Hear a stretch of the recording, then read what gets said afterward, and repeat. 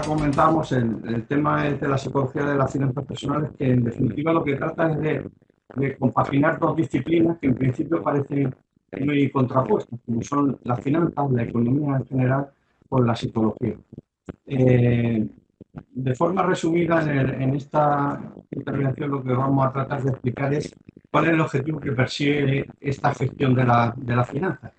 El objetivo principal es un equilibrio intertemporal, que se denomina en economía. Es un equilibrio en lo que se refiere al bienestar financiero, tanto en el presente como en el futuro. Para eso hay que tomar José una... Carlos, Sí, perdona, se escucha un poco mal. ¿Te puedes acercar? No sé. sí, me acerco más.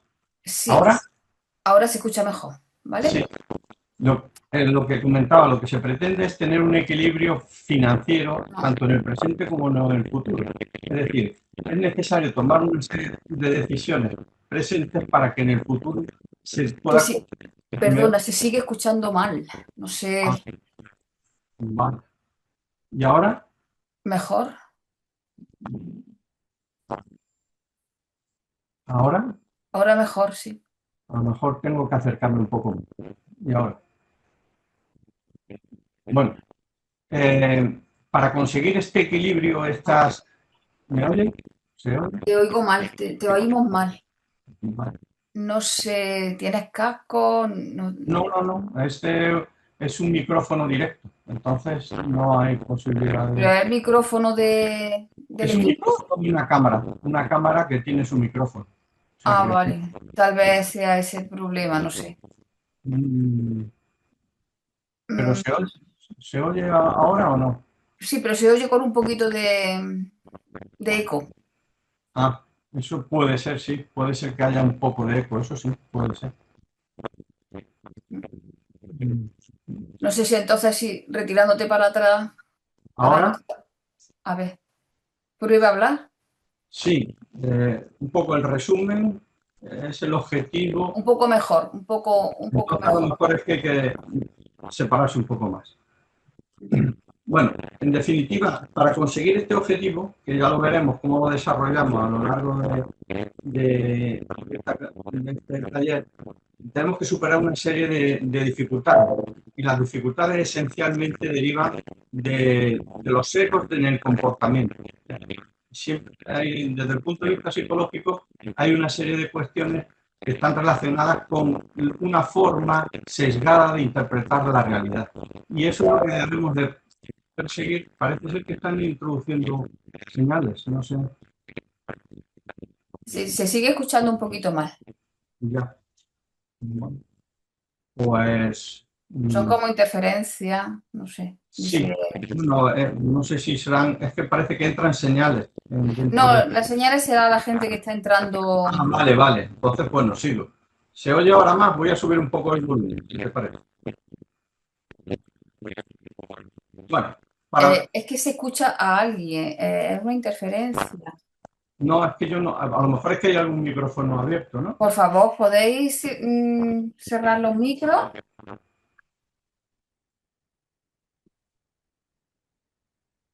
¿Podéis cerrar los micros todo el mundo? A ver, prueba ahora, secarlo. Sí, bueno, como decíamos, buscamos unos objetivos que son el equilibrio financiero en el corto plazo y en el largo plazo, pero para conseguir estos tenemos que superar unas dificultades que son sesgos cognitivos, son sesgos en el comportamiento. Esos son normales en todos los seres humanos, pero que debemos ser conscientes de ellos para poder superarlos. Entonces se necesita introducir un cambio que viene desde el conocimiento, el comportamiento y la actitud, es decir, cómo debemos afrontar esto para conseguir nuestro objetivo. Y todo pasa por la acción individual.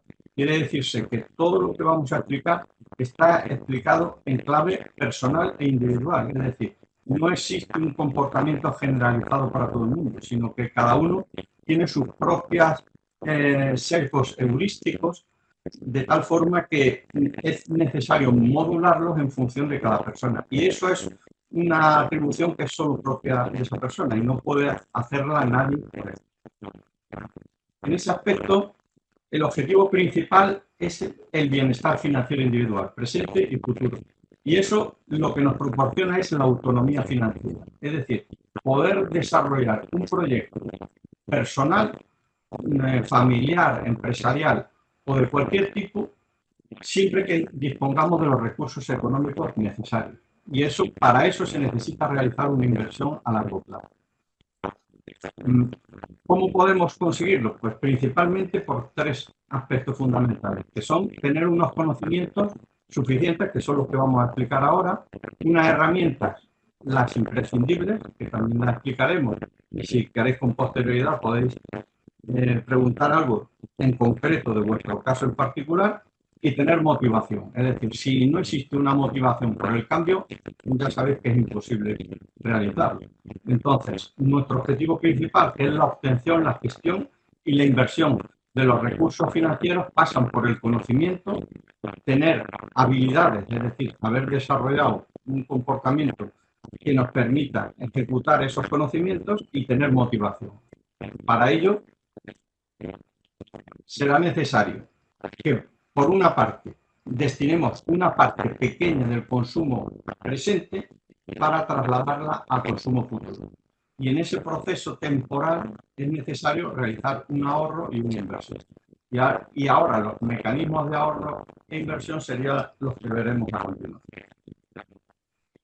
Decíamos que tenemos que tener conciencia, habilidades y confianza y motivación para llevarlo adelante. José Carlos sigue con el mismo problema. Se escucha con reverberación, como con eco. No sé si es el tema de tu micro. No, si es que estuve haciendo precisamente, ¿con quién estuve haciendo una prueba? Para que se oía bien. No sé. Sí, antes cuando nos hemos conectado los dos solos sí se oía bien, pero ahora no sé. Claro, eso sí, es que efectivamente cuando nos conectamos antes. ¿Y ahora se oye? Sí, lo que pasa es que si desconectas el micro tuyo y lo dejas con el del equipo, No, es que te va el la vídeo cámara, ¿verdad? es la cámara, es una cámara específica para hacer videoconferencias. Mm, Es una cámara con altavoz y con micro. mm. Y no se puede dejar la opción solamente de cámara y anular el micro con esa cámara, con ese equipo. No es que no tengo, es que este ordenador funciona con un equipo específico de videoconferencia que existe, que es una cámara con su micrófono. Bueno, pues no sé, intente alejarse un poquito más a ver A si ver, hay menos reverberación, no sé. sí, ahora, Sí, al principio parece que sí, pero luego empieza a haber más reverberación. Continuamos así si nos importa a los asistentes, ¿vale? sí, José podemos Carlos, desconectarnos y volvernos a conectar otra vez, pero no sé. ¿Se oye? ¿Ahora se oye se mejor? oye, pero de vez en cuando sale la reverberación, sí. Ya. Es un problema de su micro, pero bueno, intente así hablar desde más lejos a ver si Vale, puede ser, ¿vale? Disculpa. sí, no, no, nada. Bueno, en definitiva, el comportamiento personal proviene de una combinación de aspectos racionales y factores psicológicos. Es decir, el comportamiento racional es el que tiene todo el mundo una vez que reflexiona sobre un tema, pero luego afectan otros factores. Y el primero de ellos es el temperamento, que está relacionado directamente con la genética de la persona. Luego el carácter, que se forma a lo largo del tiempo, y el comportamiento final, que es el que se transmite o se produce a partir de las experiencias que tiene la persona a lo largo de la vida. Se entiende que un temperamento temprano que es, como veremos, fácilmente identificable a principios de los primeros años de la vida, que son los 4 primeros años, y luego el comportamiento al final se queda fijado a partir de los 30 años. Es decir, que una persona suele tener un comportamiento que se mantiene a lo largo del tiempo una vez que alcanza la madurez. A pesar de eso, luego las personas toman comportamientos o realizan acciones de forma razonable, es decir, hacen como una combinación entre lo que es racional y los factores psicológicos que les afectan. Ese es un poco el punto de arranque de lo que es la economía. Es decir, la economía en este aspecto de las finanzas debe de basarse en que sean lo más racional posible, porque los factores emocionales distorsionan el objetivo final, que es la creación del patrimonio. En definitiva, lo que buscamos es hacer una inversión racional y que sea afectada lo menos posible por los factores psicológicos. Básicamente, en los años 40 se definió el cerebro, las funciones del cerebro, más que la distribución que aparece ahí, como tres tipos de capas de cerebro. Una están, que se denomina cerebro reptiliano, que están más afianzados en el comienzo de la historia del ser humano. El cerebro límbico, que está más relacionado con las emociones y es más propio de lo que son los mamíferos. Y finalmente el desarrollo final del cerebro, que se produjo hace unos 40.000 años, que es el neocórtex, es decir, el razonamiento y la conciencia del ser humano. La combinación de estas tres funciones, que son las básicas, automáticas, las que son emocionales, como las límbicas, y las completamente racionales, en las que definen el comportamiento. Desde el punto de vista financiero, nosotros debemos de dirigir siempre el pensamiento hacia la racionalidad y dejarnos influir lo menos posible, aunque siempre existan estos factores emocionales, dejar de que nos influyan lo menos posible. Por tanto, podemos decir que lo que es el ser humano tiene como dos caras. Uno que es el Homo economicus, que es completamente racional, y el ser humano que tiene una racionalidad limitada y que está sujeto a las emociones y que, por tanto, debemos de controlar lo máximo posible esas emociones para tomar decisiones óptimas desde el punto de vista financiero. Por tanto, en lo que se refiere a los sesgos y los heurísticos son atajos mentales, es decir, nosotros tomamos decisiones desde el punto de vista de que algo se parece a un razonamiento que teníamos anteriormente. Por tanto, podemos cometer errores si aplicamos esos atajos mentales de forma incorrecta. Y los sesgos, que sí son más graves en ese aspecto, que son patrones sistemáticos de desviación de la racionalidad. Es decir, que es un pensamiento erróneo. Podemos decir que, resumiéndolo en datos, se reciben 10 impactos por segundo, un impacto cada 10 segundos, 6.000 impactos diarios, y de esos solo retenemos 18. En definitiva, tomamos 35.000 decisiones al día y la mayoría de esas decisiones son automáticas y emocionales, de tal forma que solo muy pocas decisiones son racionales. En ese aspecto, la toma de decisiones en finanzas debe de ser racional y siendo conscientes de que existen estos sesgos heurísticos y de atajos mentales, debemos de evitarlo lo máximo posible. Por tanto, el pensamiento razonado es lo que debe de guiar la conducta de aquel ahorrador inversor. Dentro de los sesgos más importantes, uno de ellos es el de aversión a la pérdida. Esta es una teoría que se desarrolló en los años 50 por Kahneman y que fue premio Nobel por ella, en donde a través de los estudios sistemáticos del comportamiento humano demostró, tal y como aparece en esta figura, que ganar, en este caso, en un ejemplo genérico, ganar 50 euros, por ejemplo, no tiene desde el punto de vista psicológico un impacto igual que perder, porque si perdiéramos, en este caso, 50 euros, la sensación de pérdida, es decir, el malestar creado, la utilidad negativa que te produce, es 2 veces y medio que la ganancia. Fijaros que la ganancia produce una utilidad emocional tal como esta. Sin embargo, la pérdida produce un malestar de 2 veces y media la ganancia. Y eso es muy importante porque todas las inversiones que veremos relacionadas con la generación de patrimonio están basadas en la renta variable, que tienen volatilidad. La volatilidad hace que la gente perciba la pérdida y genere lo que se denomina el pánico del inversor. Es decir, que cuando vea que hay una bajada de la rentabilidad, la interpreta como muy exagerada en relación a la ganancia. Y eso es lo que hace que la gente no mantenga las inversiones. Y el principio fundamental de que la mayoría de los inversores no hagan una utilización racional de la información. ¿Veis? Este es un ejemplo típico de un periodo de 10 años. Entonces podemos ver que al principio tenemos una valoración y al final tenemos otra. Eso nos dice que a largo plazo, entre 7 y 10 años, siempre la inversión en renta variable da una rentabilidad positiva. Siempre. Eso es una constante que a lo largo de 200 años se ha mantenido. Sin embargo, en periodos cortos de tiempo, como podemos ver aquí, puede haber bajadas y también, como aparecen aquí, aquí. Y sin embargo, la tendencia completa de un periodo amplio entre 7 y 10 años es una tendencia positiva.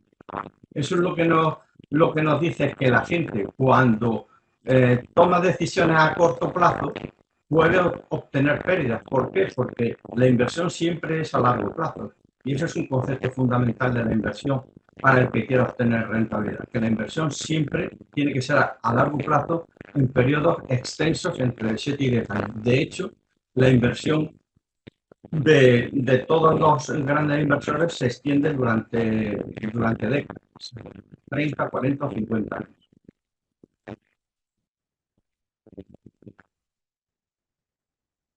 ¿Ves? Aquí he extraído cómo en la encuesta que realiza de competencia financiera del Banco de España, pregunta las preguntas básicas y más importantes es el concepto que tienen de inflación, el concepto que tienen de interés compuesto y de diversificación.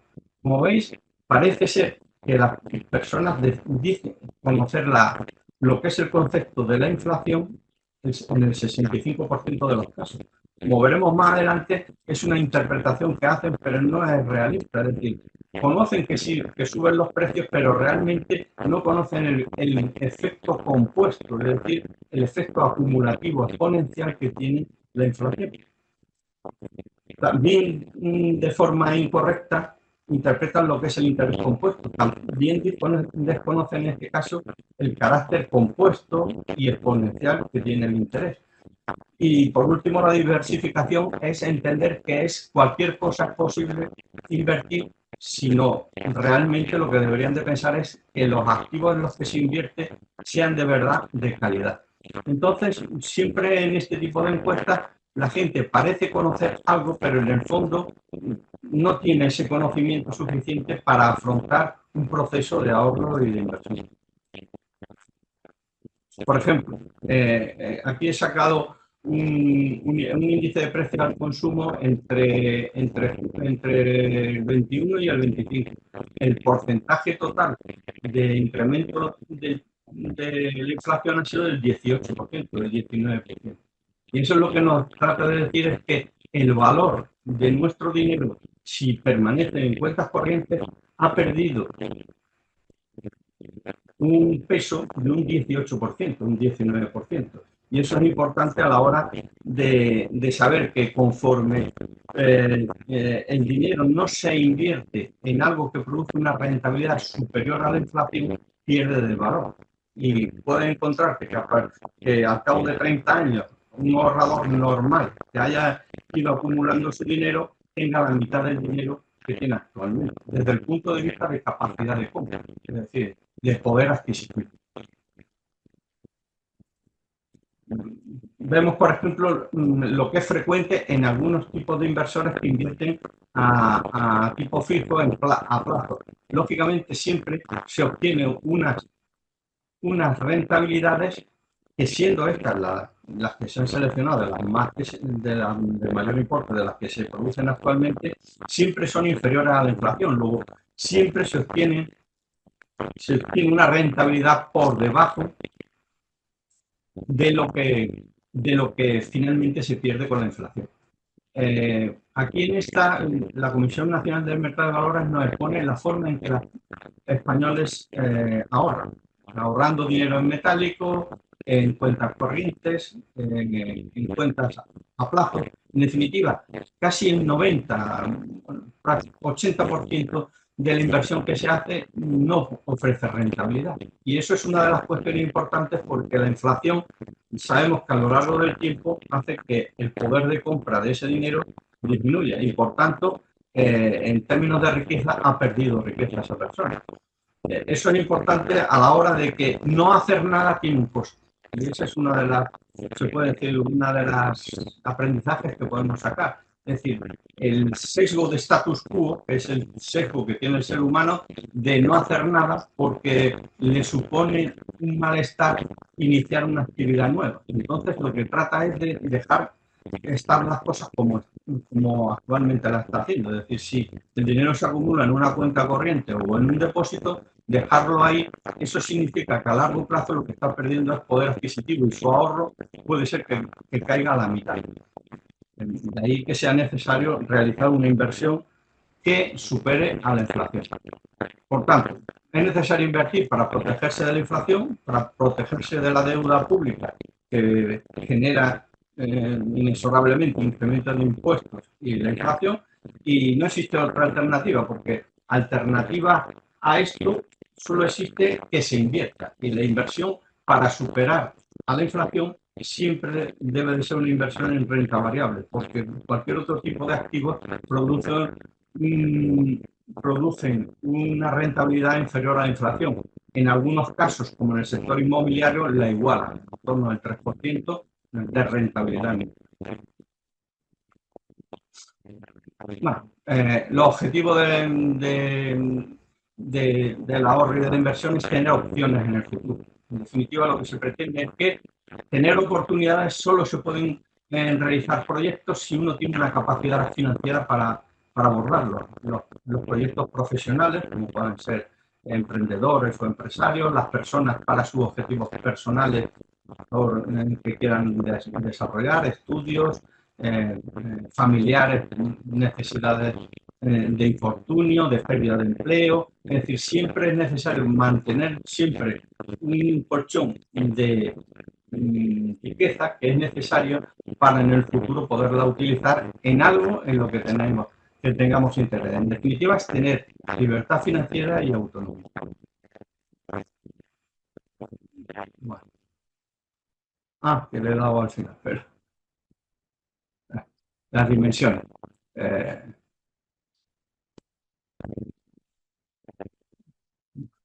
Parece que tenía que ir una. Pero bueno.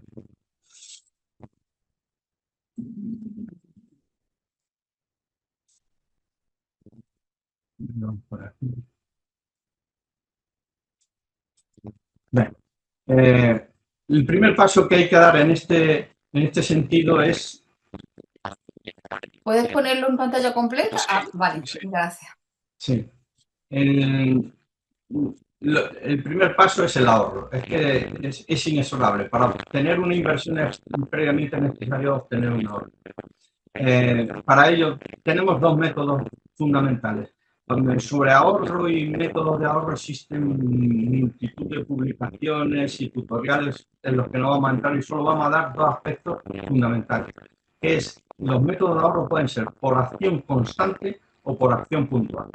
La acción constante es que nosotros siempre tenemos que estar actuando de forma consciente para favorecer el ahorro. Y esos son muy difíciles de mantener en el tiempo, como cambios de hábitos, acción diaria, estar vigilante, los típicos sobres, los típicos recortes en las compras, una atención permanente, es decir, siempre hay que estar alerta con el ahorro, cosa que produce una cierta fricción y una dificultad en mantener esa tensión emocional a lo largo del tiempo, que es lo que hace porque la gente no ahorra, porque en definitiva necesita un esfuerzo continuo y permanente. Y eso genera un abandono de esa rutina.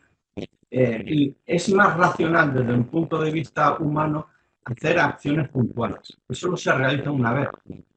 Por ejemplo, podrían ser acciones puntuales aquellas de cambio de suministro de cualquier tipo, como son agua, electricidad, no agua menos, pero electricidad, telefonía, internet. En definitiva, esos tipos de cambio que son una vez al año sí son, o cada 2 años, sí son fáciles de realizar porque necesitan un esfuerzo puntual. Y sobre todo, el esfuerzo puntual que veremos más adelante, que es quizás el más importante del inversor, es el preahorro mensual automático. Es decir, los métodos de acciones constantes vimos que son ineficaces a la hora de generar ahorro, pero el método de preahorro mensual automático, que es el que verdaderamente no cuesta esfuerzo, es decir, se toma la decisión de realizar un preahorro de forma automatizada, porque actualmente la banca tiene esa posibilidad de producir transferencias automáticas programadas que nos permite tener siempre un hábito constante sin que nos genere un esfuerzo. Y ese es verdaderamente el secreto de la inversión, realizarla sin que genere un esfuerzo. Porque si todos los meses tuviéramos que realizar ese esfuerzo, probablemente no lo llevaremos. De hecho, la inmensa mayoría de la gente, como veremos ahora, no lo hace. Luego veremos más adelante también otro método, que este sí es más factible para llevarlo a cabo, es la utilidad marginal. Es decir, supongamos que tenemos un producto que lo compramos y para consumirlo, como pueden ser cualquier tipo un alimento que venga en un pack de 5. Es decir, por cada unidad que consumimos, digamos que 20 euros, supongamos. En este caso tenemos una unidad, 20, 40, 60, 80, 100 euros. Y ahora vamos a fijarnos en la utilidad que produce, en la satisfacción, en el bienestar que produce ese consumo. Por el principio de la utilidad marginal decreciente, que es un principio fundamental en la economía, se sabe que la primera unidad produce una satisfacción o utilidad alta. En este caso, hemos puesto el ejemplo de 45. En la siguiente, 71%. Y en la tercera, el 86%. Y en la cuarta, el 95%. Llegando a la utilidad máxima, en fin, al consumo de 5 unidades. Quiere decirse que esta utilidad que vemos que crece, pero de forma decreciente, por eso se llama utilidad marginal decreciente, la satisfacción que produce entre el 4 y el 5 es una satisfacción adicional pequeña, de un 5%. Sin embargo, el coste se incrementa en un 20%. El ahorro de la última unidad marginal de consumo es un ahorro que produce un ahorro importante sin que nos quite satisfacción.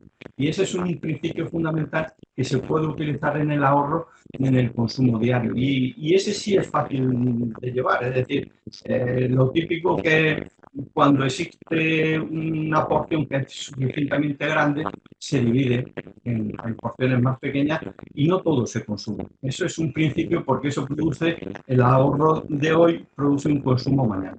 Este tipo de utilidad marginal sí es frecuente que la gente lo pueda llevar a cabo y supone un ahorro de coste importante. Bueno, aquí he tratado de sintetizar la forma en que gasta habitualmente las personas. Una persona que ganara en torno a 2.000 euros, una parte sustancial, ya sabemos que lo destina a alquiler, hipoteca, y luego otra a suministros y del total el alquiler de hipoteca, los suministros y luego ya el consumo en alimentación y cualquier otro. De tal forma que siempre nosotros estamos dependientes, los que sean empleados o incluso los autónomos que tengan una nómina, siempre estamos pendientes de lo que ganamos y de ahí vamos restando y finalmente el ahorro es lo que queda al final. Es decir, puede quedar o puede no quedar. Esa es la cuestión. Entonces, este es un planteamiento que es el que hace la inmensa mayoría de las personas. Y ahora un planteamiento racional para obtener ahorro y poder invertir es completamente distinto, es al revés. Es decir, el preahorro, lo que dicen los americanos en pay yourself, Es decir, pagarse a sí mismo es lo primero. Es decir, debería de ser como la primera factura que se paga, la que destinamos al preahorro. De tal forma que a partir de aquí ya vamos realizando los gastos que sean necesarios. De tal forma que se ajusta el gasto para llegar equilibrado más o menos al final de mes. Si la persona es más o menos racional, no se endeuda, lo normal es que llegue al final con un gasto que puede ser cero, pero previamente ya ha hecho el preahorro, que es lo importante. Es decir, siempre el preahorro se debe de hacer nada más haber cobrado primero de mes. Es la forma natural de generar ahorros sin que nos cueste, porque al cabo de 6 meses nuestros gastos ya se han acomodado a esa rutina de que todos los meses hay un preahorro. Y este es el principio fundamental y el que hace que al ser una rutina, un hábito que lo hace de forma automática, como veremos al final, a través de la banca electrónica, eso nos permita tener ese preahorro sin que tener un esfuerzo psicológico para conseguirlo. Y esa es un poco la clave de este planteamiento en el que la generación de riqueza se realiza prácticamente sin esfuerzo. ¿Ves?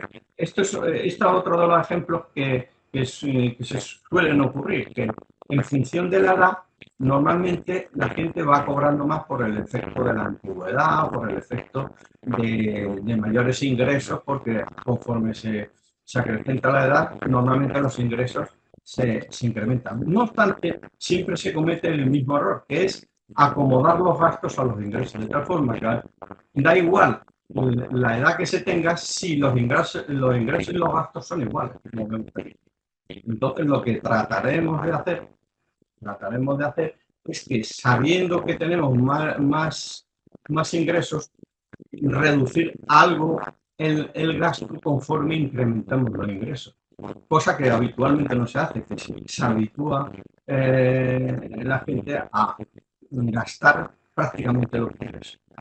Y este es otro de los factores por los que normalmente no se ahorra. Entonces, la pregunta es, ¿por qué se genera poco valor de nuestro ahorro? Pues básicamente porque no controlamos la inflación, no sabemos lo que es la inflación realmente, es un impuesto encubierto que tenemos, no conocemos el valor del interés compuesto que ahora explicaremos, es decir, cómo podemos multiplicar de forma exponencial el valor de nuestro dinero mediante la inversión y no sabemos diversificar, es decir, tenemos que diversificar con muchos activos de tal forma que siempre que haya volatilidad puede haber en unos un crecimiento y otros un decrecimiento, pero en conjunto siempre el saldo es positivo. Entonces, para ello debemos de tener competencias, que son las que estamos ahora explicando, es decir, ser conscientes de cómo funciona el ahorro y la inversión y tomar decisiones racionales, que es lo que nos permite al final llegar a generar riqueza. Esto se consigue básicamente en la inversión en activos reales. Y los activos reales, fundamentalmente, y los que producen una rentabilidad superior a la inflación, son aquellos que invierten en renta variable, como pueden ser acciones, fondos de inversión, planes de pensiones, ETF, en definitiva, todo aquello que está vinculado a la empresa, porque el motor generador de la riqueza son las empresas, no son la deuda, es el beneficio que producen las empresas a lo largo del tiempo. Para eso se necesita un pequeño esfuerzo que, como veremos, lo podemos paliar si automatizamos esa acción, si la dejamos que trabaje de forma pasiva sin que nosotros tengamos que realizar ninguna acción. Ya hemos visto que es fundamental el ahorro y la inversión y ahora, en definitiva, ahora tratamos de explicar por qué la gente no suele llevar a cabo este tipo de acción, porque no sabe distinguir lo que es la vida activa profesional de la vida financiera. Y esa es una cuestión fundamental que, así como un empresario sabe distinguir lo que es su empresa de lo que es su persona desde el punto de vista privado y mantiene cuentas separadas, aquí ocurre lo mismo. Debemos de seguir el mismo principio racional de separación de la vida activa, que es aquella vida activa profesional que nos genera ingresos, procedentes de rendimientos del trabajo, de actividades económicas que puedan tener emprendedores o que pueden ser autónomos, de actividades profesionales, de abogados, arquitectos, ingenieros, o beneficios empresariales de cualquier tipo. Esa generación de ingresos que es imprescindible porque es la que nos permite vivir, de alguna forma tenemos que generar ingresos que nos permitan consumir, pagar los impuestos, que son crecientes, y generar una pequeña cantidad de ahorro. Ese es un poco el secreto de esto. No todo lo que generamos como rendimiento lo podemos destinar a consumo de impuestos, sino que hay una pequeña cantidad que es el ahorro. Y esa cantidad de ahorros es la que nos va a permitir generar la inversión. La inversión, es decir, esos importes periódicos mensuales que realizamos a lo largo del tiempo, a través del interés compuesto, que es el motor generador de riqueza, es la que nos permite finalmente generar una generación de capital que a largo plazo nos permiten construir un patrimonio. Este mecanismo de flujo de dinero entre ahorro e inversión es el creador de la riqueza. Y esto es quizás lo que falte en la inmensa mayoría, porque ahora veremos qué cantidad de dinero se destinan a lo que son, quizás, bueno, no, en este vamos a explicar lo que es el interés compuesto. El interés compuesto, bueno, esto es una definición, la más conocida de Albert Einstein, que dice que es la octava mayor maravilla del mundo, aquel que lo comprende lo gana y aquel que no lo paga. Es decir, el que lo comprende genera riqueza y el que no lo comprende es el que lo paga porque lo paga a través de las deudas. Lo mismo que se genera interés compuesto en la ganancia de capital, también se genera deuda compuesta en la pérdida de capital. Y eso es lo que veremos aquí, por ejemplo. Vamos a ver. Esta es una tabla simple de interés compuesto en donde entramos por un tiempo. Los años, por un lado, tenemos aquí las columnas de años y aquí el tipo de interés. Si hacemos el cálculo, es un cálculo financiero que aparece aquí en esta expresión. Si hacemos el cálculo financiero, vamos viendo cuántas veces se nos multiplica nuestro capital a lo largo del tiempo a un interés determinado. Por ejemplo, en 8 años y a un 9% duplicaremos el capital. Es decir, si nosotros esperamos 8 años a un 9% de rentabilidad, que veremos que es una rentabilidad alta, que solo se puede conseguir en renta variable, es decir, en acciones, en fondos de inversión o todo aquello que está basado en la renta variable. Podemos conseguir duplicar el capital. Veis que aquí hay algunos ejemplos en donde tenemos, por ejemplo, 10 años y con un 7% tenemos también esa duplicación del capital. En 8 años, como hemos visto, y 9%, en un 12% con 6 años. Es decir, si aumenta los años, disminuye el tipo de interés que es necesario para duplicar el capital. En definitiva, ese es el funcionamiento del interés compuesto, que es un interés creciente, que como vemos aquí en la siguiente en diapositiva, trata de explicar cómo funciona a lo largo del tiempo la creación de valor. Supongamos una empresa, que es la que aparece aquí, una empresa o un fondo de inversión, en definitiva, cualquier activo financiero que esté basado en acciones. De tal forma que nosotros, el conjunto del capital que tiene esta entidad, hay una fracción muy pequeña que es la que nosotros hacemos la inversión. Que es, al cabo del tiempo, entre 7 y 10 años, ese tamaño de esa empresa, si genera, como son las empresas en las que se invierten este tipo de activos, son empresas de gran calidad, si genera beneficios, al cabo de 7 o 10 años habrá duplicado el capital. ¿Ves? Se multiplica por 2 el valor. Si volvemos a hacer otro ciclo de 7 o 10 años, lo vuelve a multiplicar por 2 y tenemos 4. Es decir, tenemos al principio una participación, a los 7 años o 10 tenemos 2 y en otro ciclo de 7 a 10 años tenemos 4 y así en el siguiente tenemos 8. Puede decirse que entre 21 y 30 años habríamos multiplicado por 8 el valor. Y esto es una cuestión que es una regla que se extiende a lo largo de los 200 últimos años. Lo único que pasa es que para conseguir esto se necesita tener la paciencia del inversor. Y eso es lo que, en definitiva, hace que una persona llegue a acumular un capital en función de sus posibilidades económicas, que no tiene por qué ser un patrimonio grande, puede ser un patrimonio que empiece con 5.000 o 3.000 euros y luego lo multiplique por 8. O si tiene más capacidad, pues tiene 50.000 euros, lo multiplica por 8 y hace que se genere el efecto bola de nieve. Este es un efecto del interés compuesto, quiere decir, se acumulan los beneficios y sobre esos beneficios se vuelven otra vez a producir otros beneficios añadidos. En definitiva, si hacemos un ejemplo, por ejemplo, supongamos un ejemplo de un ahorrador inversor de un activo de inversión en renta variable que realiza una aportación mensual de 100 euros.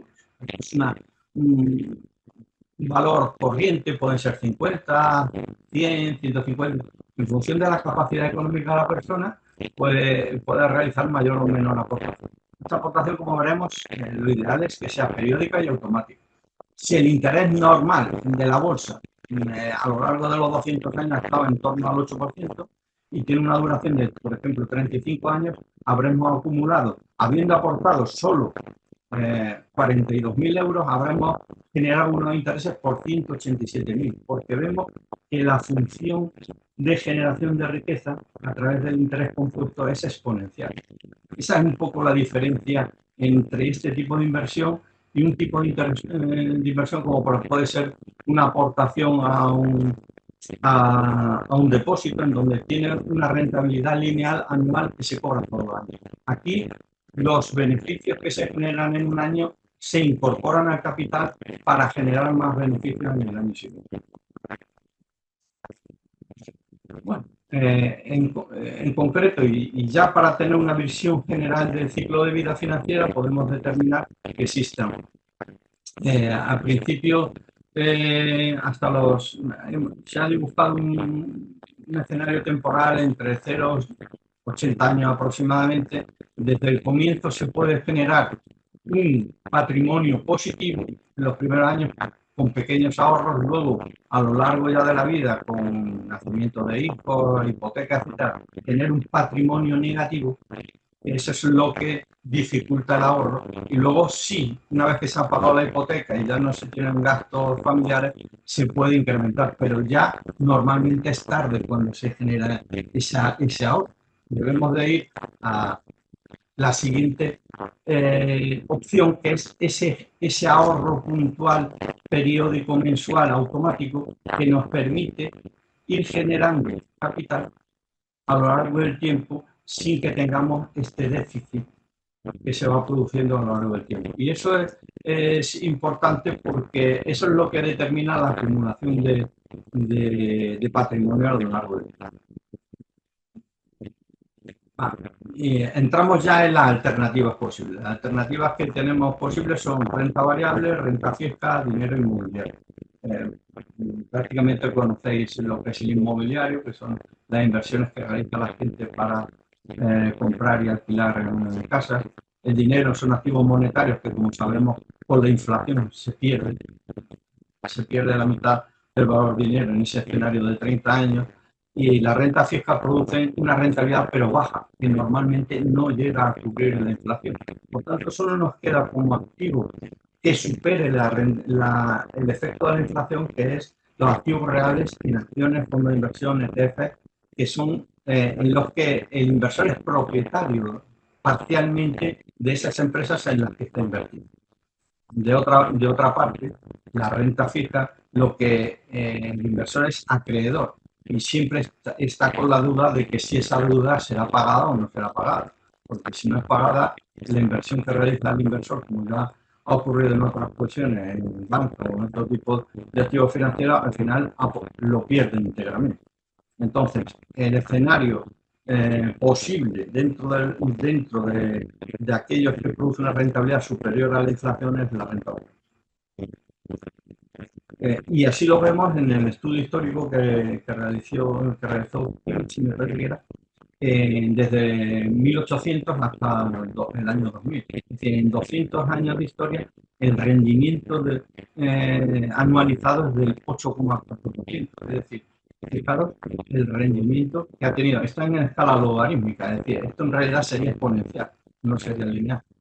Este rendimiento es en acciones es prácticamente el 7%, en bonos el 3,6%, en letras del tesoro el 2,5%, en oro el 0,6% y en dólares es un rendimiento negativo. Es decir, si alguien tuviera un dólar en 1800, ahora mismo tendría 4 céntimos negativos. Es decir, no habría conseguido nada. Ese es el efecto negativo de la inflación. Sin embargo, la rentabilidad que produce la renta variable es muy superior a la que produce el oro, las letras, los bonos, cualquier otro activo financiero que exista en la actualidad. Estas son las compañías que existen en el mundo, las más importantes. Esta es un poco todo lo que supone la bolsa de Estados Unidos, la de Europa, que es muy inferior, y la de Asia, que es una bolsa creciente, pero en general los activos principales y más rentables se encuentran en Estados Unidos. Conclusiones. La renta variable es el activo de inversión más rentable a largo plazo. Y eso es un hecho incuestionable. Y otra cuestión fundamental es que hay que estar siempre invertido. Para que actúe el interés compuesto, lo que se necesita es el tiempo. Más importante que el capital, lo importante es el tiempo, porque el tiempo tiene un efecto exponencial. El plazo de inversión y el largo plazo, que es el final lo que determina la rentabilidad. Y una cuestión importante es que no hay que confundir el riesgo y la volatilidad. Es decir, como habíamos visto antes, tenemos, como aparece aquí, tenemos volatilidad, es decir, estos dientes de sierra es lo que se denomina cambios de precios, que son puntuales y temporalmente cortos, suben y bajan. Desde el punto de vista del inversor, esos cambios temporales no le afectan porque él invierte a largo plazo. A largo plazo no tiene efecto ese tipo de volatilidad. Sí tiene efecto si es a corto plazo, porque puede producir una pérdida. A corto plazo se pueden producir pérdidas, pero a largo plazo siempre existen ganancias, aunque exista volatilidad.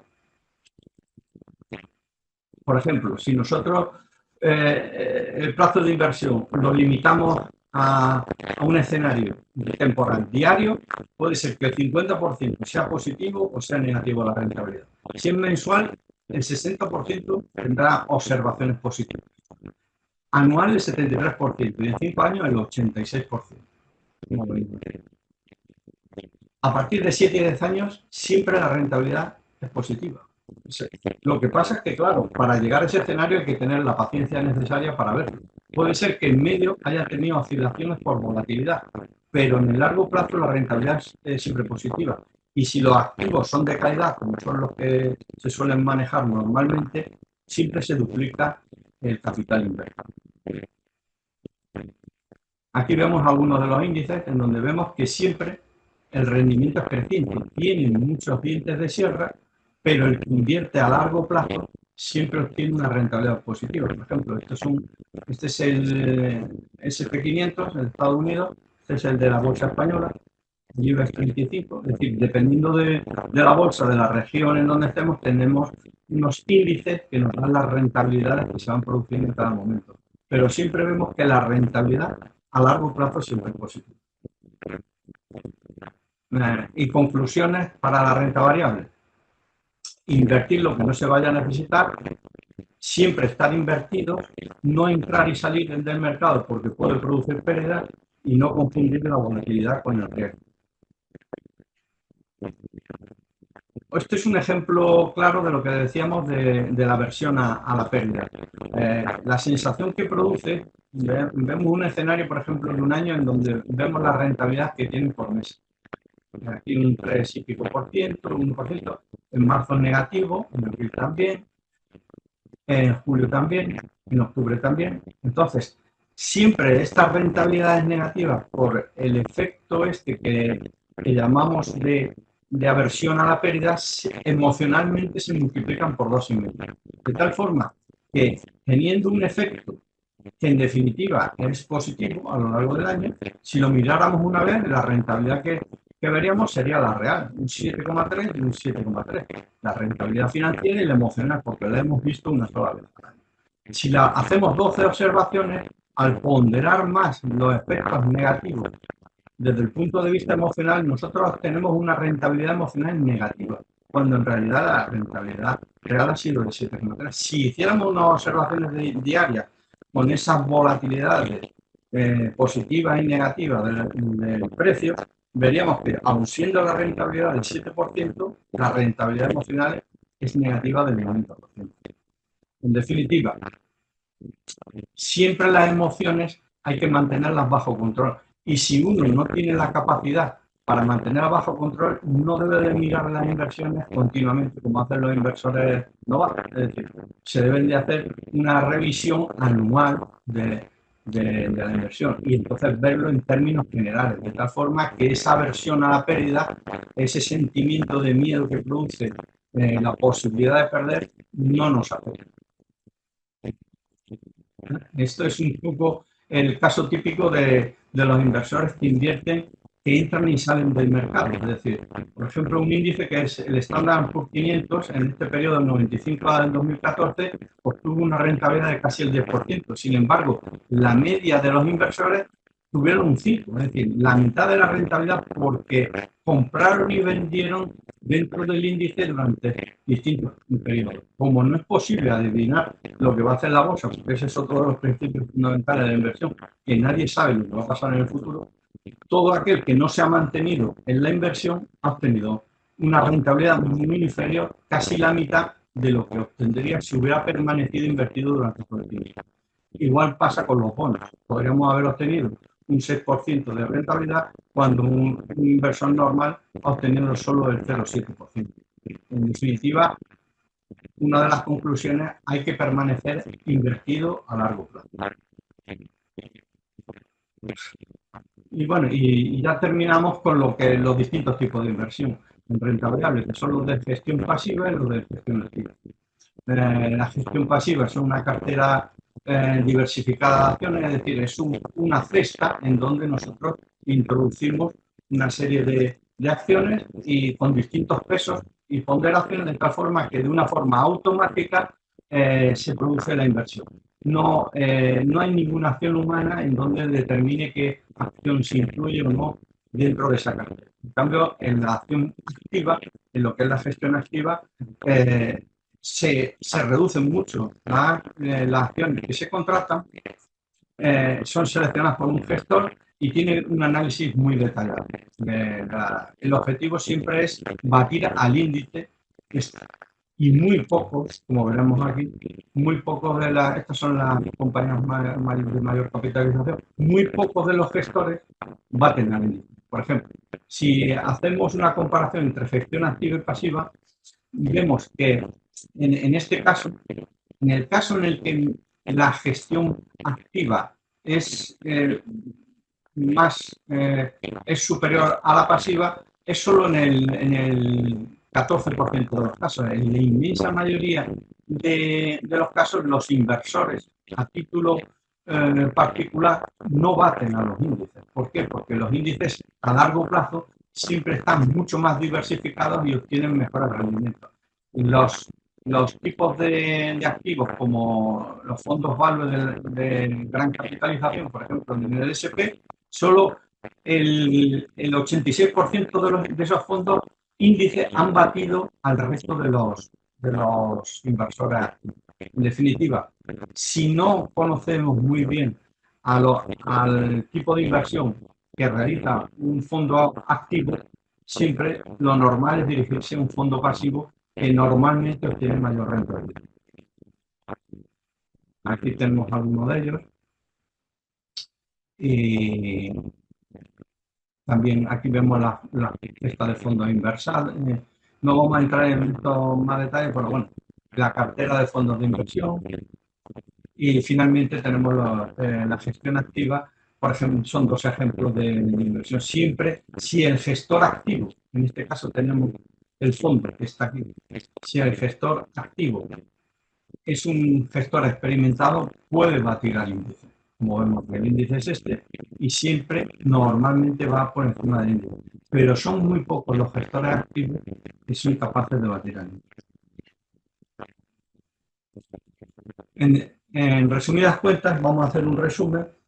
El sesgo de preferencia temporal induce al consumo presente frente al consumo futuro.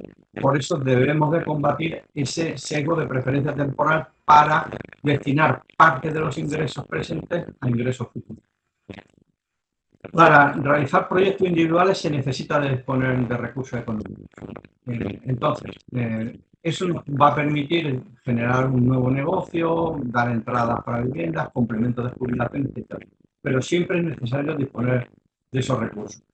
Y previamente, lógicamente, para obtener esos recursos hay que tener un efecto de acumulación de patrimonio. Eso es inevitable. Teniendo en cuenta que el dinero pierde su valor por la inflación, necesitamos hacer un ahorro, una inversión, siempre que las mantengamos en el tiempo con constancia.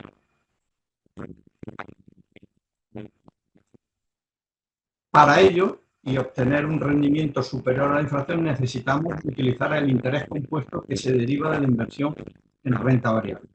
Es lo que denominamos la capitalización compuesta.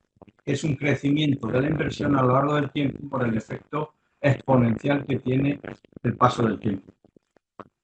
La renta variable en este caso es la que genera mayor rendimiento a largo plazo y el sesgo de inercia es el que dificulta esa acción. Es decir, lo que ocurre es que ese sesgo lo que nos lleva es que no actuemos.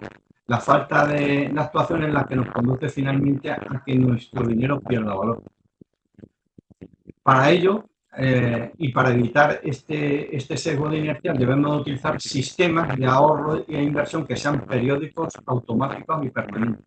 Es decir, que nosotros no tengamos que tener atención sobre ellos, lo cual todos estos sesgos que hemos visto los evitamos porque no actuamos directamente, sino que automáticamente la inversión se va generando por sí misma. Y actualmente, eso hace 10 años prácticamente era imposible, pero en la actualidad sí es posible porque las finanzas están completamente digitalizadas. Ya sabéis, existen aplicaciones de banca electrónica, tanto en web como app, en donde se pueden hacer tanto cuentas como inversiones. Entonces, hoy en día, lo que antes era prácticamente imposible, ahora está al alcance de cualquier persona con un teléfono móvil.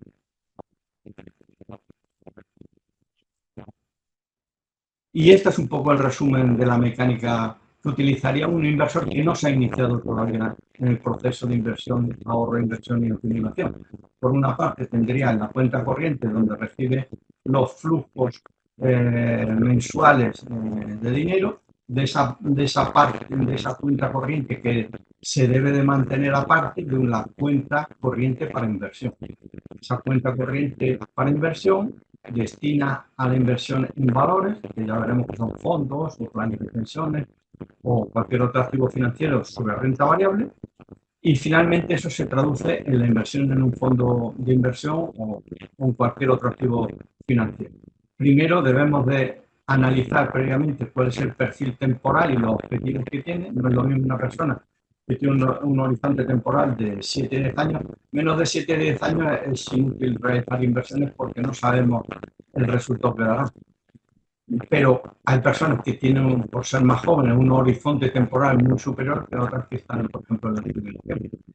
A partir de ahí se realiza la selección de los activos en los que se va a invertir y se realiza la inversión en el fondo.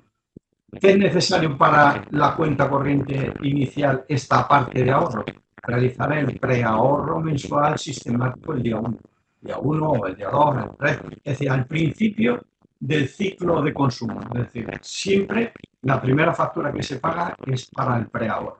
Ese es el concepto fundamental. Siempre el primer gasto sea para destinarlo a la inversión.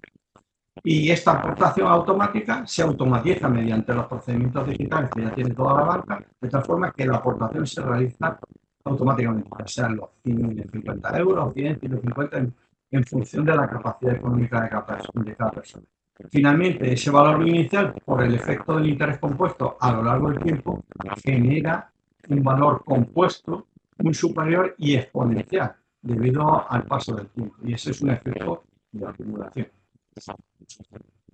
Bueno, pues yo creo que es un poco el resumen general. Para tener en cuenta, siempre esto es un programa que es automático, que es residente y que está siempre en la mente, que crea confianza en la persona porque está ahorrando sin tener ningún esfuerzo por debido y ese ahorro va generando un interés compuesto a través de lo que hemos denominado esta tabla de interés. Y este es un consejo final. Desde que nosotros explicamos este tipo de conceptos financieros hasta que la persona realiza cualquier tipo de acción en el sentido de comenzar a pensar en realizar un ahorro o una inversión, normalmente en un plazo, si ponemos aquí el tiempo en días y aquí la retención de la información, en el 40% de la información que acabamos de transmitir ahora se pierde en un día, el 60% a los 2 días. Y finalmente, dentro de 7 días, las personas normalmente solo retienen el 3%. Quiere decirse que a partir de esta semana que viene, la semana que viene probablemente ya nadie se acuerde de lo que hemos explicado aquí. Por tanto, siempre la acción inmediata, posterior a cuando se tiene un conocimiento sobre algo, es lo que determina la acción y el cambio para llegar al objetivo en el caso de que desee realizar este tipo de inversión. Pues yo creo que gracias por la atención y ya si hay alguna pregunta, pues me lo dice. Muchísimas gracias, José Carlos. He abierto la posibilidad, vamos, he marcado la posibilidad de que os podáis abrir el micrófono y hacer cualquier consulta a José Carlos. Porque en el chat No, pues no hay nada, ¿no? no hay nada. Solamente pues eso. ¿Alguien quiere hacer alguna pregunta?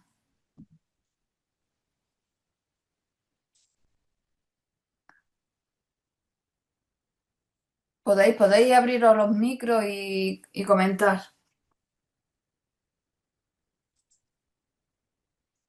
También tenéis abierto el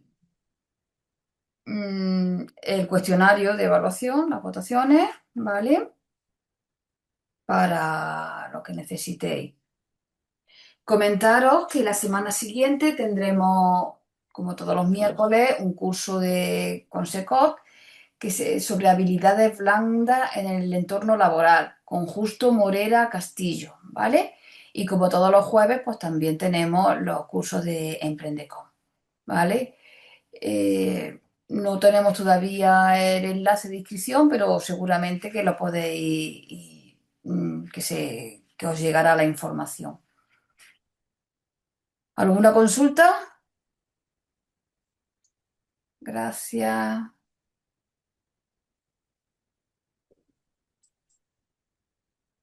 Podéis ir participando. Tenéis la opción de abriros vosotros mismos el micro.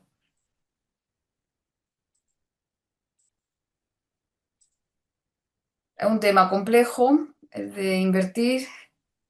Mira, Gadiel Alonso hace una pregunta por el chat. ¿Qué producto de inversión de renta variable recomendarías para empezar a invertir? Bueno, esa es un poco la recomendación es que no es recomendación, en el sentido de que eso es una decisión personal. Por eso es porque en cada persona, como decíamos, tiene un perfil psicológico distinto y entonces tiene una capacidad de aversión a la pérdida o de sentirse un poco afectado por la volatilidad del mercado.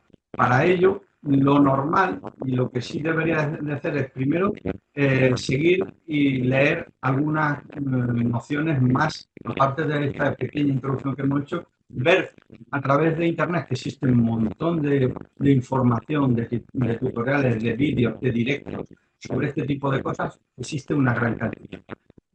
Podemos decir que en términos generales el comienzo de los inversores viene a ser en pequeñas cantidades, primero porque si se invierte en pequeñas cantidades en todos los meses, las fluctuaciones va cogiendo tanto las subidas como las bajadas de las cotizaciones de los fondos. Y eso es muy importante. Que siempre el fondo va a ser en renta variable si quiere tener un horizonte temporal de rentabilidad y es fundamental la edad de la persona. Si uno tiene un horizonte por delante de tiempo de inversión en múltiplos de 7-10 años, por ejemplo, de 7, 14, 21 años por delante, tiene más posibilidades de acumular un capital suficiente para los proyectos. Porque hay que decir que estos proyectos no se destinan solo para la jubilación, porque mucha gente se cree que esto solo sirve para acumular dinero en la jubilación, pero no es eso, sino que están destinados a realizar cualquier objetivo siempre que no sea a corto plazo, siempre que tengamos un horizonte de 7 años por delante, es decir, siempre que tengamos una previsión de inversión, podremos realizarlo. Y, lógicamente, estas personas que son más jóvenes tienen posibilidad de hacerlo. Por eso, siempre esto lo destinamos más a personas que tienen una edad que acaban de incorporarse al mundo laboral. Es un poco el principio de cuando tienen recursos mínimos para destinarlos a la inversión. Pero en la trayectoria que hemos visto de inversores, lo normal es que la gente se introduzca a través de pequeñas cantidades en fondos de renta variable muy diversificados, con bajas comisiones y que sean globales. Es decir, que estén muy diversificados, que tienen entre 1.500, 2.000 acciones que están dentro del fondo. De tal forma que una pequeña variación en una acción no le afecta prácticamente. Lo que sigue es la evolución de la bolsa mundial. Y la bolsa mundial siempre tiene un 8% a largo plazo. Eso es una cosa que es inescrutable. Siempre lo ha mantenido y siempre lo será. Lo que pasa es que tiene que tener la persona la constancia y la perseverancia en eso. Esa es un poco la diferencia. Poca gente llega a ese nivel porque la gente quiere tener recompensas rápidas. Y eso no existe en la bolsa. Y eso es el principal barrera para que la gente se introduzca, porque la gente quiere resultados rápidos.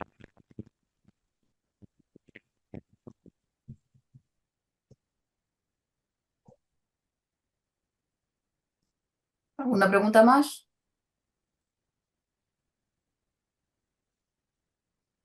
He dejado el enlace de nuestra agenda, Agenda Emprende, ¿vale? Donde podéis ver los distintos cursos que ofertamos, tanto con Secot como con Emprendecon, como otros que son presenciales y os puedan venir bien por la zona, ¿vale? Hay alguien que tiene, Leonel dice que no tiene micro, que lo siente. Pero hace una pregunta. Mi cuestión es, por ejemplo, invertir en el índice SP500 cuyo ETF tiene un precio actual de 6.843,22 en este momento. ¿Cómo se puede invertir de a poquito? Bueno, pues esto lo primero es que siempre el recurso más próximo a cada persona es su banco. Primero, si tienes una pequeña cantidad que puedes invertir todos los meses, que ese es el camino natural, y luego, como vas a ver que tienes un rendimiento positivo, al final irás incrementando la aportación.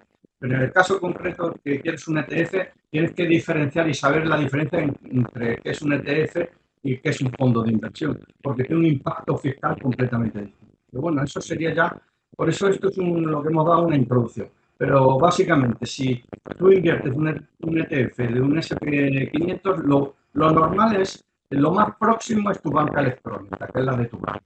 Normalmente, casi todos los bancos que son ya comercializadores de fondos de inversión y de ETFs, porque esto comenzaron los neobancos, que son los bancos digitales que se anuncian tanto por las redes y por tal, comenzaron con eso. Pero los bancos tradicionales ya han incorporado, debido a la competencia de los neobancos, han incorporado estos productos a su cartera. De tal forma que tú, entrando en tu aplicación, cualquiera de cualquier banco, vas a tener una sección que ponga inversión. Y ahí puedes buscar los ETFs. Los vas a buscar porque va a haber fondos de inversión, planes de pensiones, ETF. Entran en ETFs y ves los ETFs de renta variable de índice SP500. Va a ver, tendrá 1, 2, 3, dependiendo de lo que sea.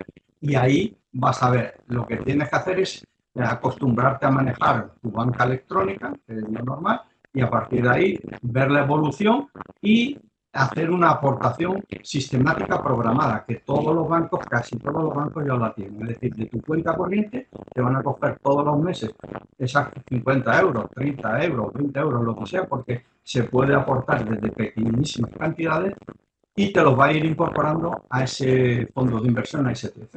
Entonces, una vez que tengas hecha esa programación, no vas a tener que hacer nada más en años, si quisieras. Simplemente vigilar que va acumulando el capital y ya está. Es una solución hoy en día posible. Hace tiempo era prácticamente imposible.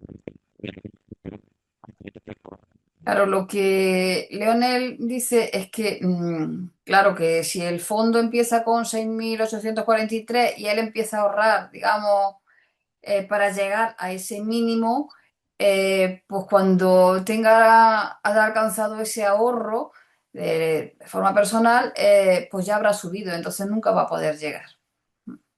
No, si es que subir siempre va a subir. Si es que una de las cuestiones que siempre dice, pero ¿cuándo es el momento de empezar? El momento es yo. Porque a largo plazo siempre sube. ¿Qué puedes tener? ¿Bajada en los 2 años siguientes? Sí, puedes tenerlo. Pero como tu horizonte temporal es más entre 7 y 10 años, al final siempre la inversión a largo plazo te produce una rentabilidad. Esa es una visión. No José tienes. Carlos, Sí, sí, yo creo que la pregunta de Leonel va realmente orientada a un tema de desconocimiento, y es que el ETF tiene un valor que es un parámetro sobre el cual se valora el ETF, pero él puede invertir 1.000 euros. Si él tiene en este momento 1.000 euros, puede invertir 1.000 euros en el ETF sí, que decida, y simplemente él no tiene un ETF completo, una porción del ETF completo, sino que tiene un porcentaje del ETF, y sobre ese porcentaje su inversión va creciendo. efectivamente, la aportación la puede hacer una participación en un ETF, pero hay fracciones muy pequeñas. Tú puedes comprar en algunos casos hasta desde 1 euro. Puedes comprar ETFs. En definitiva, no es porque la cotización sea 6.843 hay que comprar una participación exacta del ETF, sino que hay muchas fracciones del ETF.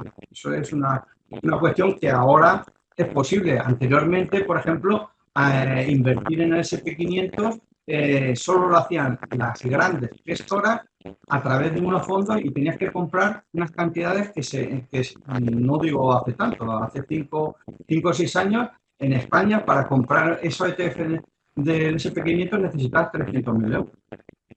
¿Por qué? Porque el producto financiero no estaba enfocado a la banca minorista, es decir, a los particulares, sino que estaba destinado a las instituciones. Hoy en día la inversión se ha popularizado tanto que cualquiera puede tener acceso a un ETF o a un fondo de inversión por cantidades pequeñísimas.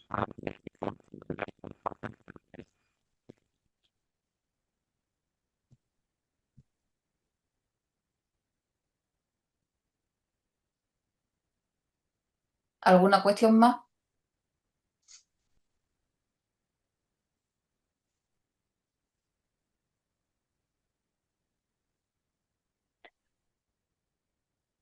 Parece que no hay más cuestiones. Recordaros, vuelvo a recordar, he puesto en el chat el enlace de Agenda Emprende, donde podéis ver la oferta formativa que tenemos, tanto online como presencial. Por si os viene bien estáis en alguna zona concreta y os viene bien hacer algún taller también presencial. Recordaros que el próximo miércoles tendremos un taller sobre habilidades blandas. ¿Sí? ¿Alguien ha hablado? No, parece que no. Agradeceros a todos vuestra asistencia, disculpad los problemas de audición que hemos tenido por los micros y demás. Eh, Disculparnos de verdad.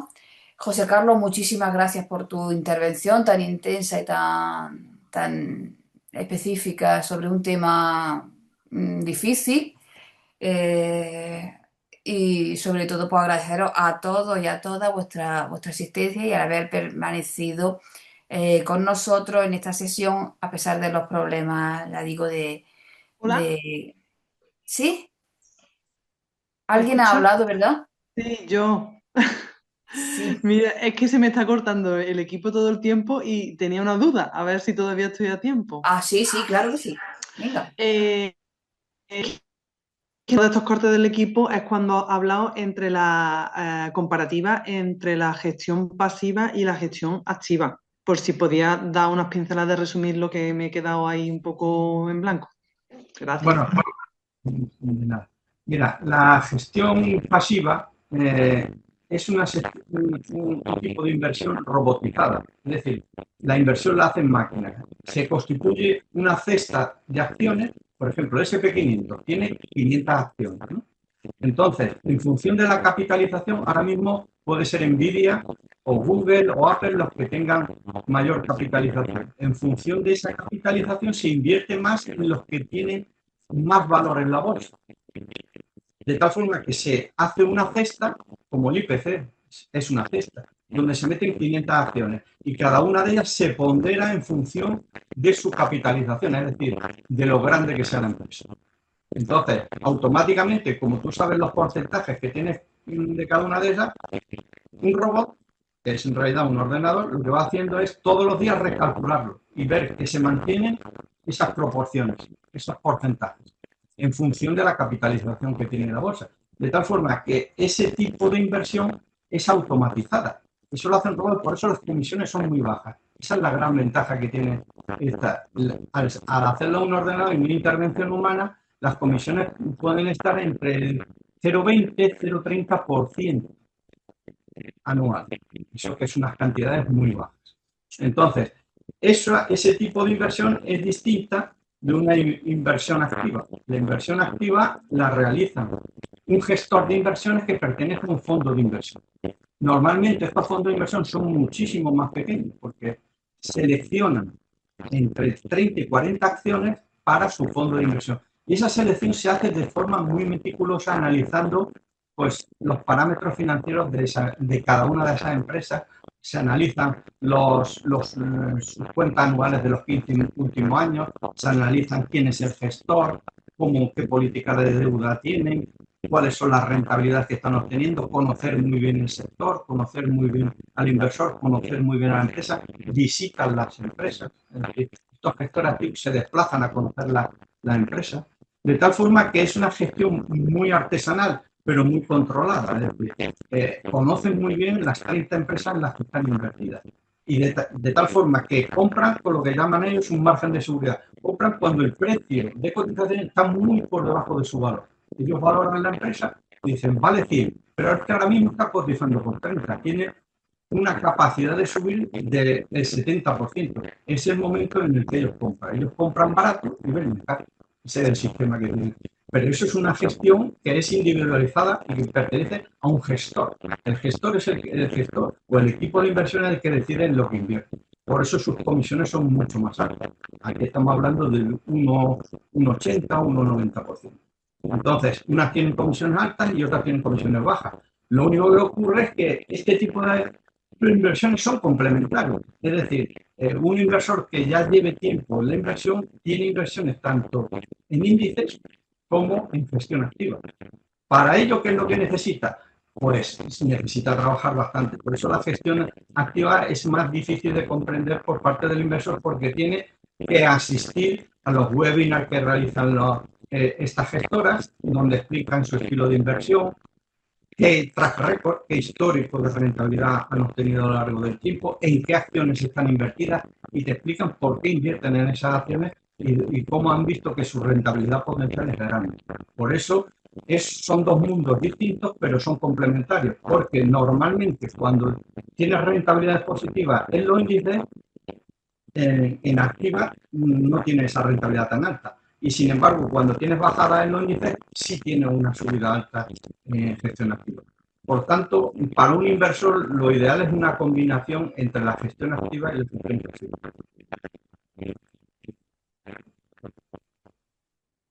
Carlos, ¿tienes de pronto alguna recomendación de estos robots o de estas plataformas Sí, automatizadas para hacer las sí. inversiones?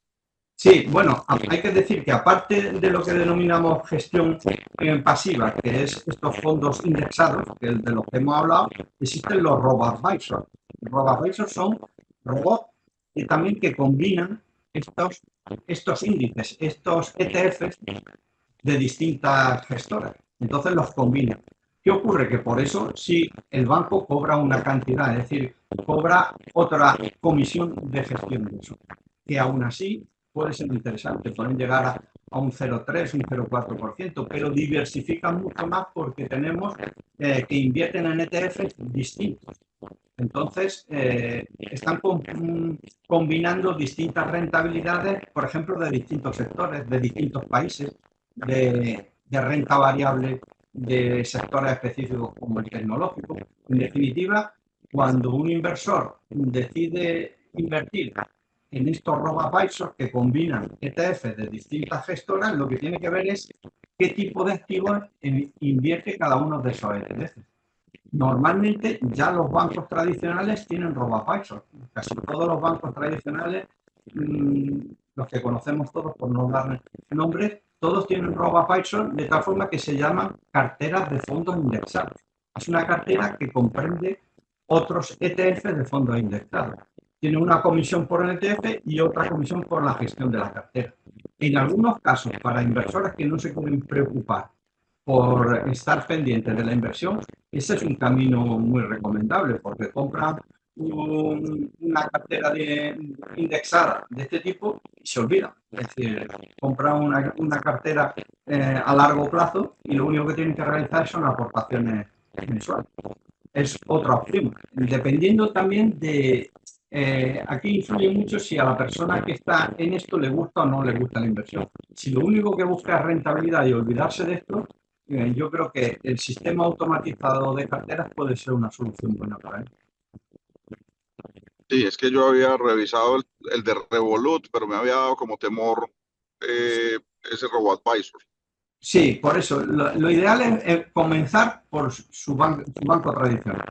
Si no encuentra en ese banco tradicional lo que él busca, entonces ya puede ir a MyInvestor o puede ir a Scalable. Hay páginas, por ejemplo, Just ETF, ahí vienen todos, es una página de información de todos los ETFs que hay. Ahí te puede informar, seleccionar bien por el ISIN, ¿sabes? El ISIN es el código que tiene es un código alfanumérico que tiene cada fondo de inversión, cada ETF. Con ese ISIN lo copias y te lo llevas, por ejemplo, a Morningstar, Morningstar es otra plataforma de información. Todo esto de lo que hablo es siempre de información, no para hacer inversión directa. Con esta información que tienes, los comparas, te permiten comparar los gráficos de unos con otros, de tal forma que vas viendo la evolución que tienen con respecto a los índices. Y cuando ya tengas seleccionado el que tú veas que por los activos en los que inviertes y por las rentabilidades que están teniendo a largo plazo te interesa, lo buscas en tu banco, que normalmente puede estar, porque la mayoría de los bancos ya están conectados con las grandes plataformas de fondos de inversión y acceden a la mayoría de los fondos. Es decir, que no es como antes, hace 5 o 6 años prácticamente no existía, porque desde que comienzan los neobancos, estos bancos digitales, está incrementándose mucho la competencia por la captación de inversiones. Entonces, los bancos tradicionales han reaccionado y han introducido en sus plataformas también estos fondos de inversión.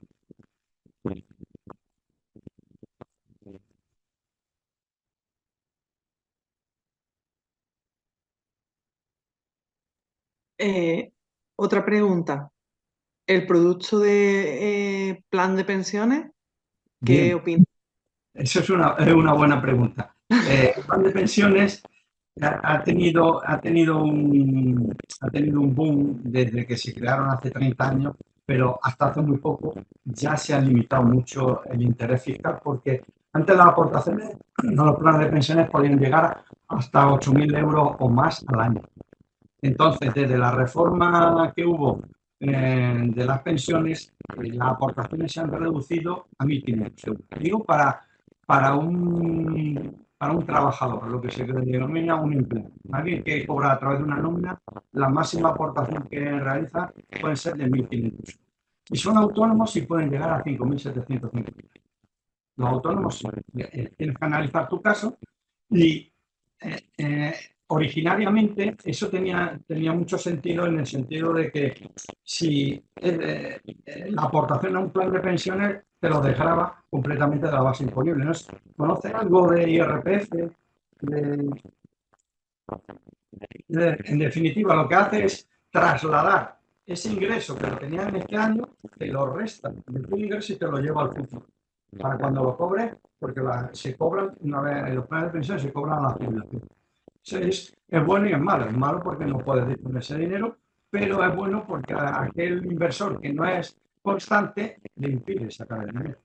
Entonces, en cierto modo. Pero bueno, ahora es que está muy limitado a 1.500 euros, es decir, en unos 100 euros al mes. Que a lo mejor para una persona que no sea muy sofisticada y que no se fíe de uno mismo, en el sentido de decir, no sé si luego voy a coger el dinero, eso le impide en un horizonte temporal de 10 años, que son las ventanas, hasta dentro de 10 años no podría sacar el dinero.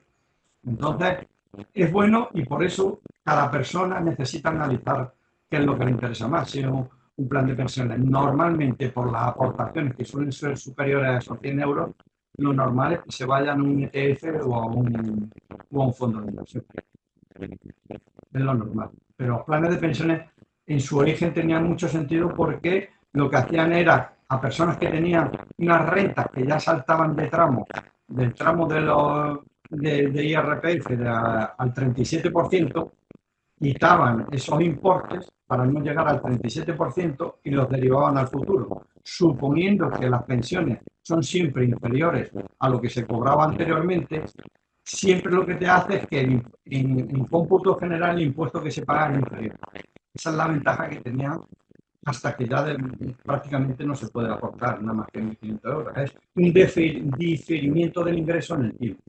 No se pagan impuestos al principio y se pagan al final, pero como al final tu pensión sumada a esos importes es inferior a lo que cobrabas antes del punto fiscal, tiene una ventaja fiscal, tenía en su momento una ventaja fiscal, hoy en día ya es muy limitada, ¿verdad?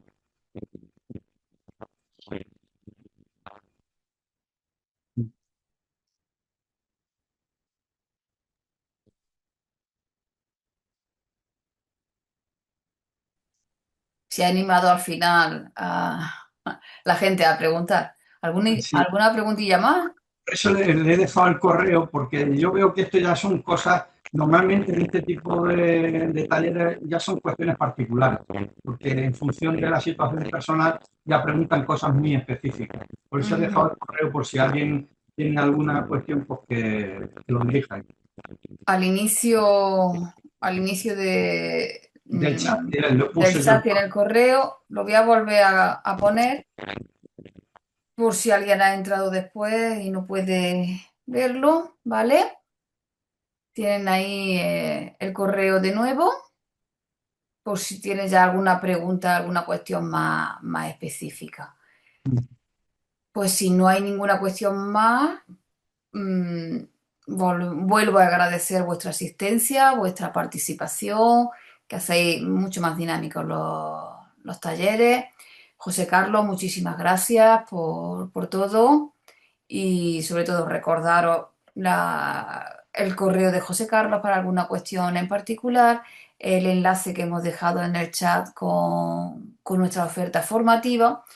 Y si os parece bien, pues como ya es la hora, nos hemos pasado 5 minutillos, pues cerramos hoy la sesión con otra frase de Seth Klarman, ¿vale?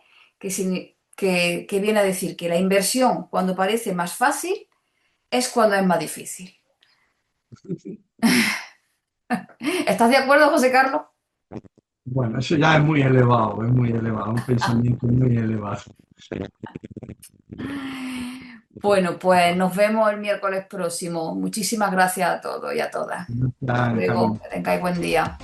Hasta luego.